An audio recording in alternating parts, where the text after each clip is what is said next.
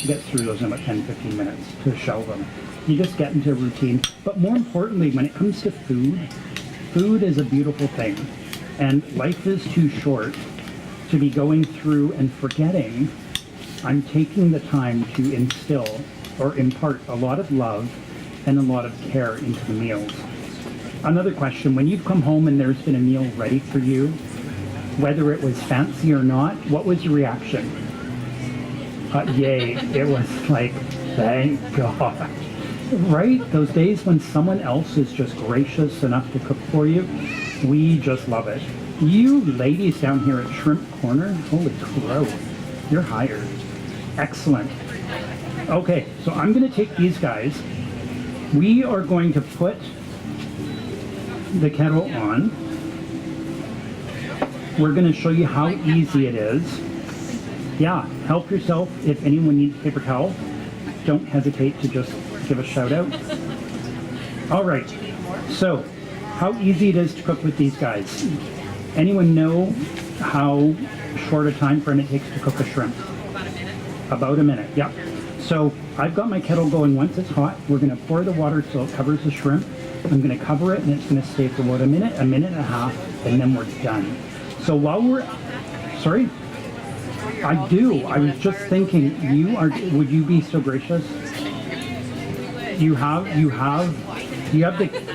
the killer blade. Yes, you can't take that with you, my dear. No, you can't. There's always one in a crowd. Trouble, I tell ya. No. Yeah, thank you. So they just need to be some smaller pieces. It doesn't need to be anything too fancy. So that's going to be the cooking. So what we're going to do is I'm just going to talk a little bit about the environmental sustainability with shrimp. On the West Coast, the West Coast fishing industry for British Columbia can be very different from the American fishing industry. They are very close. It's one of the cleanest coastlines currently that you can get your product from. Case in point, how many people know that we have tuna on the West Coast? I love it, keeners. They buy it every week. They've heard the spiel. They're going to zone out any minute and just go glassy-eyed. So, yeah. Oh, awesome. Nice. I love it. So, tuna on the West Coast is so healthy that even pregnant nursing mothers can eat as much of it as they want. The fisherman's been testing his product for over 20 years, and he already knew that. But the BC government's reiterated that now 3 times in 8 years that we've been in business. So that's pretty fantastic that we have product on the West Coast that's that healthy. Doesn't mean there's not pockets of product that isn't so hot, but the good thing is that the system is designed for communication. The fishermen, the processors, the people that are testing, the biological observers, and the Department of Fisheries and Oceans all work very collaboratively together. So, shrimp, I don't know if you know, did you notice if those were boys or girls? That, you know what, that would be the reasonable guess.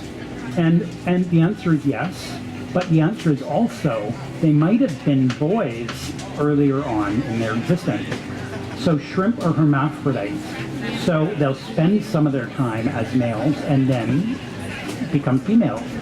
You know, some call it evolution. And I got to play to the crowd. They're gonna go crazy on me here. No. Anyway, yeah. So that's the wonderful thing in terms of it. Now, shrimp on the West Coast, if you catch some close to town, they will not be considered ocean-wise. Thank you. Those look beautiful. If you catch these shrimp up near Prince Rupert, up in the U.S. Coast, these shrimp are actually considered ocean-wise. The reason being there's areas where they're stronger, where the water's cleaner. The overall industry is well maintained in terms of shrimp. And let's just take a peek. Okay, we're almost ready.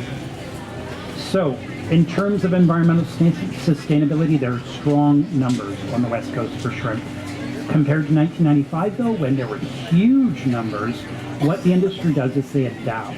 They go, we notice what numbers are here, and side scrapes can be fished year-round. That's how strong for the numbers they are.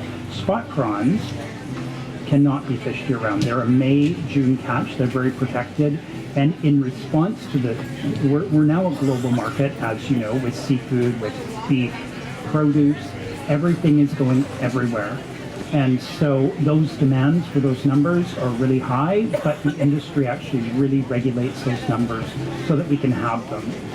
That doesn't mean that you necessarily get them. How many people before this day knew about side shark shrimp?